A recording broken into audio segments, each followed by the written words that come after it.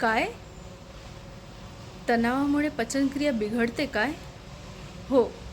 नमस्कार. मी doctor Vaishali, health and wellness coach.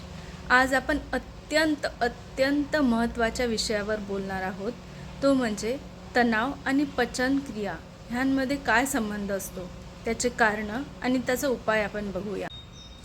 पहिलं कारण म्हणजे जेव्हा आपण तणावात जेवण करतो तेव्हा होतं काय की शरीराचं पूर्ण लक्ष पचनक्रियेकडे न लागता तणावाकडे जातं. जसं देशामध्ये युद्धजन्य जेव्हा परिस्थिती असते तेव्हा सगळ्या देशाचं लक्ष युद्धाकडे असते.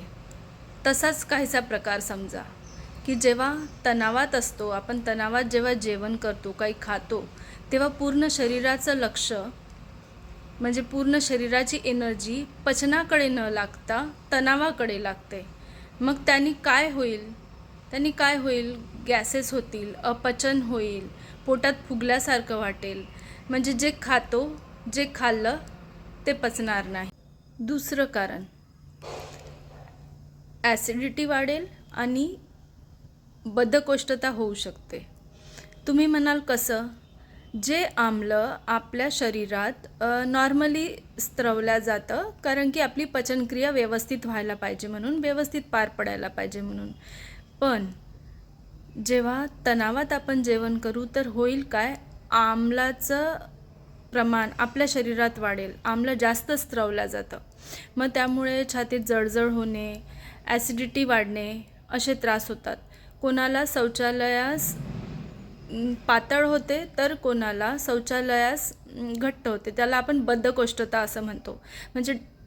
म्हणजे याचा निष्कर्ष काय की डायरेक्ट तणावाचा परिणाम आपल्या पचनक्रियेवर होतो आणि आपली दिनचर्या बिघडते. कारण की जर सकाळीच पोट साफ व्यवस्थित नाही झालं तर मग पूर्ण दिवस खराब होतो. आणि तिसरं आणि अत्यंत महत्त्वाचं कारण म्हणजे की आपलं पोट हे आपलं दुसरं मेंदूच आहे. आपल्या पोटात हजारो नसा असतात, माहिती आहे तुम्हाला? त्यांना पण भावना कळतात, त्यांना भावना फील होतात.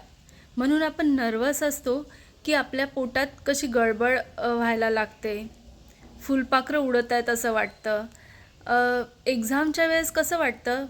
पोटात भीतीचा गोळा येतो किंवा स्टेजवर पहिल्यांदा बोलायला जातो तेव्हा कसं वाटतं?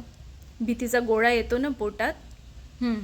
म्हणजेच आपण नर्वस असलो की पोटात जाणवायला लागतं. म्हणजे मन अस्वस्थ असलं की पचनक्रिया बिघडते. मग ह्यावर आता उपाय काय करायचे? जेवायच्या आधी शांत राहा. जेवायच्या 5 मिनिट आधी शांत राहायचं, नॉर्मल श्वास घ्यायचा.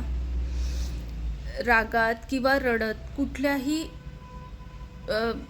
तणावात असताना जेवायचं नाही. हलकं जेवायचं, रोज वेळेवर जेवायचं. जी रोज वेळ आपली ठरलेली आहे त्या वेळेत जेवायचं. शक्यतो झोपायच्या 2 तास आधी जेवायचं. रात्रीचं जेवण झोपायच्या 2 तास आधी घ्यायचं.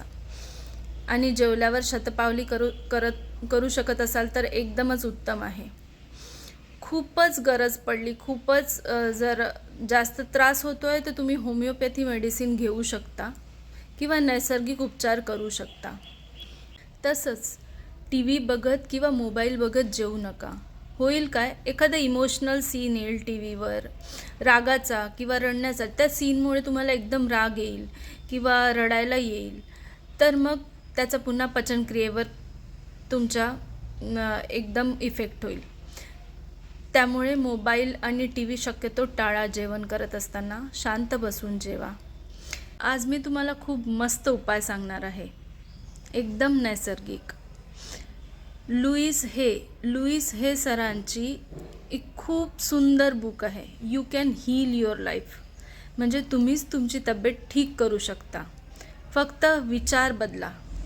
ठीक आहे? लुईस हे सरांचं असं म्हणणं आहे की आपल्या शरीराचे प्रत्येक आजार हे आपल्या मानसिक आणि भावनिक कारणांमुळेच होतात.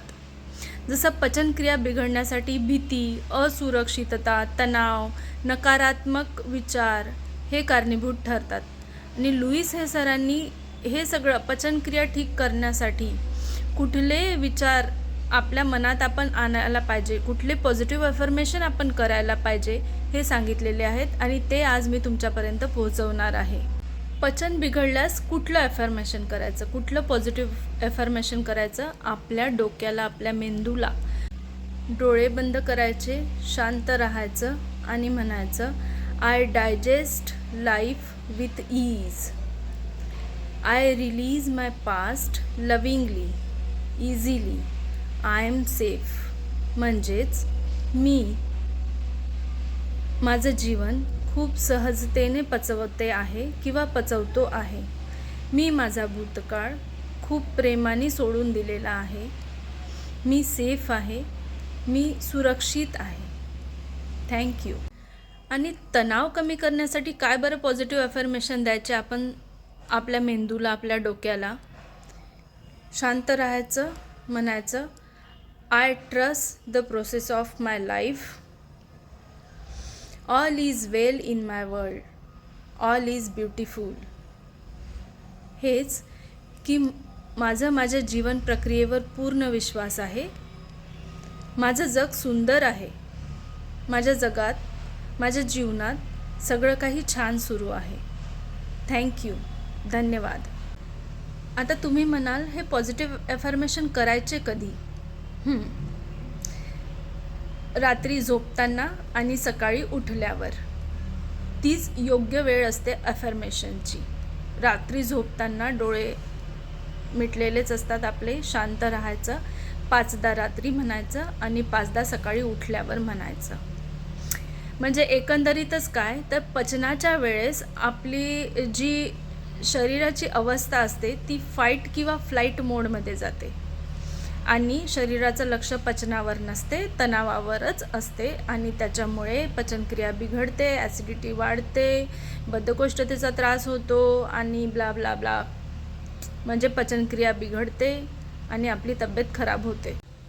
अशा प्रकारे तणाव फक्त मनावरच नाही तर शरीरावर पण परिणाम करतो. म्हणून स्वतःच्या शरीराशी संवाद साधा, तुमची पचनक्रिया छान करा, तुमचं गट, तुमचं शरीर तुम्हाला थँक्यू म्हणेल. याचा एकंदरीतच अर्थ काय की आपल्या शरीराला जेव्हा पण त्रास जाणवतो तेव्हा आपण आपल्या विचारांची तपासणी केली पाहिजे. लुईस हे सर म्हणतात, आपण आपल्या मनातून आरोग्य निर्माण करू शकतो. तर अशा प्रकारे छान विचार करा, स्वस्थ रहा, मस्त रहा, मजेत रहा. आणि माझा व्हिडिओ तुम्हाला आवडला असेल, महत्त्वाचा वाटत असेल, ही माहिती तुम्हाला महत्त्वाची वाटत असेल तर शेअर करा, लाईक करा आणि चॅनलला सबस्क्राईब करा. मी आहे डॉक्टर वैशाली. अशाच नवनवीन आरोग्यविषयक गप्पा मारण्यासाठी माझ्या चॅनलला सबस्क्राईब करा. तेव्हापर्यंत स्वतःची काळजी घ्या, स्वतःच्या घरच्यांची काळजी घ्या. धन्यवाद. थँक्यू. नमस्कार.